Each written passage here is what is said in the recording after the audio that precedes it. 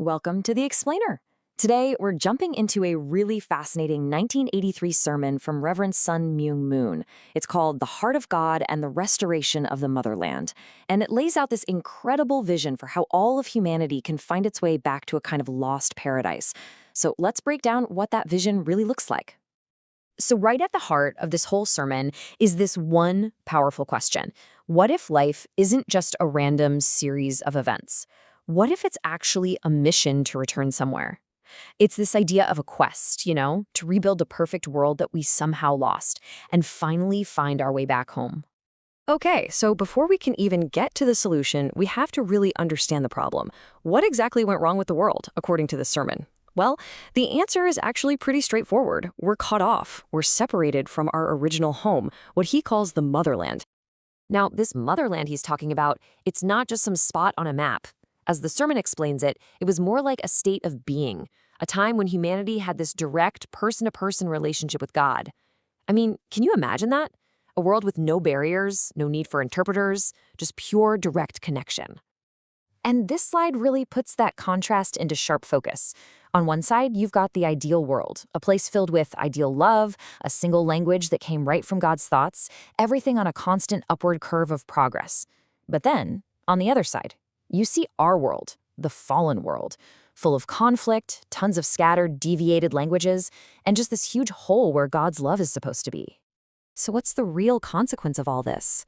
Well, according to the sermon, it's a big one. It means God is basically homeless here on earth. Without a culture or a language that's actually rooted in his love, he can't really settle down and be with humanity the way he originally wanted to. But hey, this sermon isn't all doom and gloom about what's broken. It's really about how to fix it. It actually offers a super detailed roadmap for rebuilding that connection to God and restoring the motherland. So let's see what that path looks like.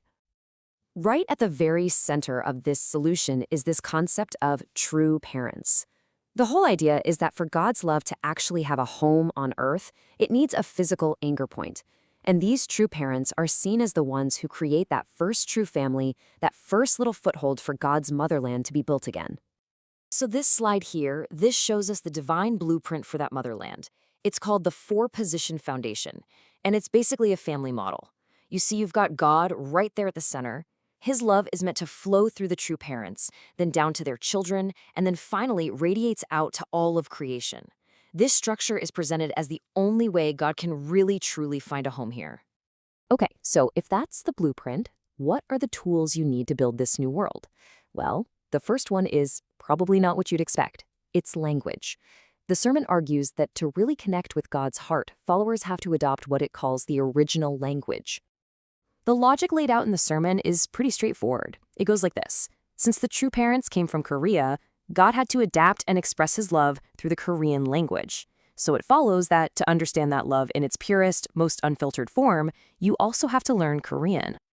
And this quote, wow, it really hammers home why that direct understanding is seen as so important. The idea is that any translation is automatically flawed. You could lose up to 30% of the original heart and meaning. So the only way to get that full 100% picture is to learn the language yourself directly. And this wasn't just some casual suggestion, believe me. The sermon laid down a hard deadline. Back in 1983, followers were told they had exactly 3 years to learn Korean. After that, the interpreter was gone. You can imagine that created a real sense of urgency. But language is just one piece of the puzzle.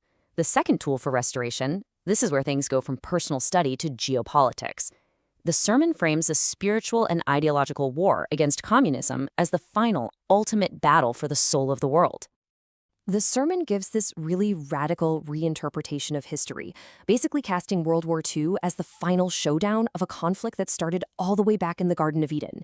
It's seen as more than just a political war, it's the last great physical battle between what it calls heavenly and satanic forces, all playing out on a global stage. And what's wild is just how specific this interpretation gets. As you can see in this table, the sermon actually assigns those key roles from Eden to entire countries. On the heavenly side, you've got America as Adam, England as Eve, and France as the archangel. And on the satanic side, you have Germany, Japan, and Italy. It completely reframes the whole war as this big theological drama. So how did the spiritual war turn out? Well, according to the sermon, the heavenly side won the battle, but then they lost the peace. The view is that America failed to follow through, failed to establish a godly world order. And this created a vacuum, a void, which was then filled by communism, a force that basically swooped in and took over the very foundation God had prepared. All right, so after all of this, learning a new language, fighting a spiritual war, what's the end goal? Where is all of this supposed to lead? That brings us to our last section, the ultimate vision for what a restored world would actually look like. According to the sermon, a victory in this spiritual war would be a total game changer. It would completely remake the world. Communism would be gone. A new godly United Nations would be set up.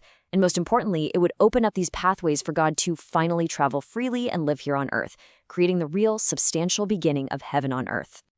When you boil it all down, the entire project is aiming for one thing: one unified world.